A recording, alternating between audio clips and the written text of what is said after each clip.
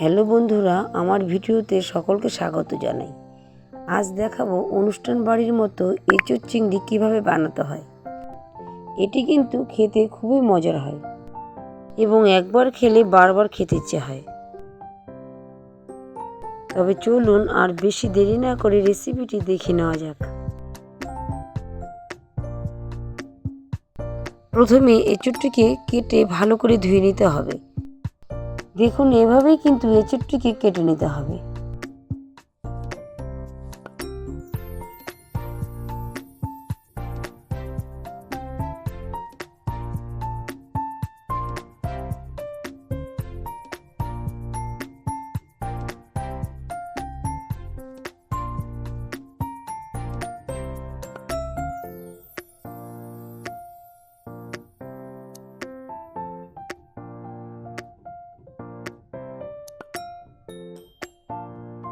এরপর কয়েকটি আলু ছুলে নিয়ে ডুম ডুম করে কেটে নিতে হবে।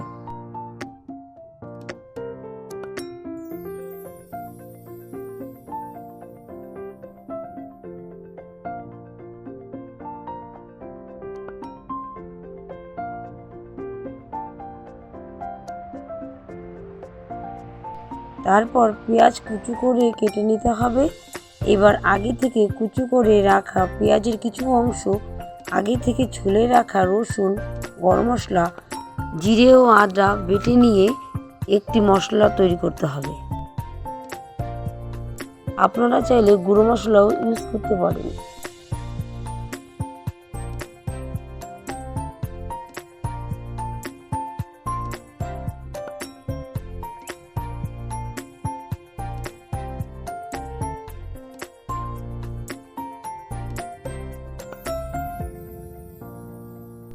তারপর আগে থেকে কেটে রাখা এঁচোড়গুলিকে বেটে রাখা মশলা, আগে থেকে কুচি করে রাখা পেঁয়াজ, ডুমডুম করে কেটে রাখা আলু, 1 চা চামচ নুন, 1 চা চামচ হলুদ ও পরিমাণ মতো সর্ষের তেল দিয়ে ভালো করে মিক্সড করে নিতে হবে।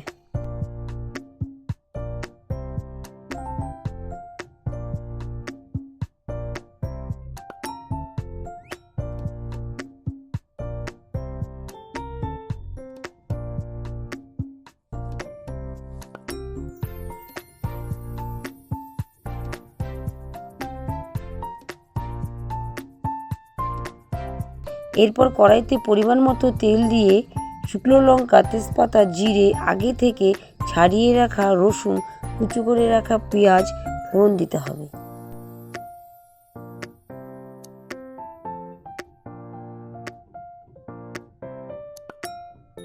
দেখুন, এইভাবেই কিন্তু নাড়াচাড়া করতে হবে যাতে কড়াইতে লেগে না যায়।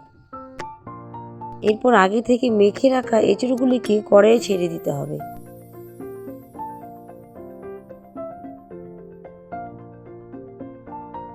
তারপর প্রায় 10 থেকে 15 মিনিট ফুটিয়ে নিতে হবে।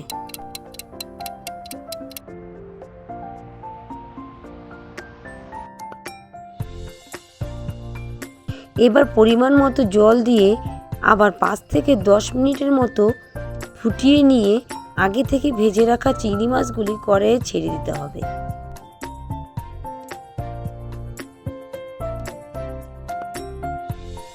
এবং আবার 8 থেকে 10 মিনিটের মতো ফুটিয়ে নিতে হবে।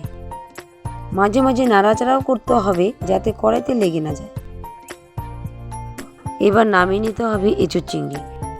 এটি কিন্তু আপনারা ভাত ও রুটি যে কোনো কিছুর সঙ্গে খেতে পারেন।